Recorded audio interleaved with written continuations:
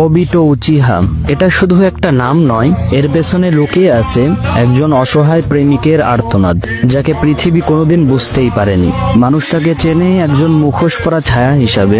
তারা বলে ও ছিল এক ভিলেন, একটা বিপদ, একটা যুদ্ধের কারণ, কিন্তু কেউ কখনো জানতে চায়নি ও কেন এমন হলো। অবিটোর ভেতরে ছিল এক স্বপ্ন, একটা খুব সাধারণ স্বপ্ন, ভালোবাসা পাওয়ার, হোকাগে হওয়ার, বন্ধুদের রক্ষা করার। কিন্তু ভাগ্য তার কাছে কখনো ন্যায্য ছিল না। একদিন সে দেখলো যাকে সে সবচেয়ে বেশি ভালোবাসতো সে তার চোখের সামনে মারা যাচ্ছে, তাও তারই বন্ধুর হাতে। ঠিক সেই মুহূর্তেই অবিটো মরে গিয়েছিল। দেহটা বেঁচে ছিল, কিন্তু তার হৃদয়টা ছিন্ন ভিন্ন হয়ে গিয়েছিল। তারপর থেকেই সে নিজের উপরে একটা মুখোশ চাপায়, একটা ছায়া হয়ে যায়, শুধু প্রতিশোধ নিতে নয়, পৃথিবীকে এমন এক ঘুমে ফেলে দিতে যেখানে কেউ আর কখনো ব্যথা পাবে না। কিন্তু এটা ছিল এক ভুল সিদ্ধান্ত, কিন্তু সেই ভুলটার মাঝেও লুকিয়েছিল একটা পবিত্র ভালোবাসা। অবিটো উচিহা আমাদেরকে শিখিয়ে যায় কেউ ভিলেন হয়ে জন্মায় না, কেউ বারবার ভেঙে যেতে যেতে একদিন ভিলেন হয়ে যায়। সে আমাদেরকে শিখিয়ে গিয়েছে ভালোবাসা যখন অবহেলায় হারিয়ে যায় তখন মানুষ শুধু ঘৃণাতেই বাঁচতে শিখে।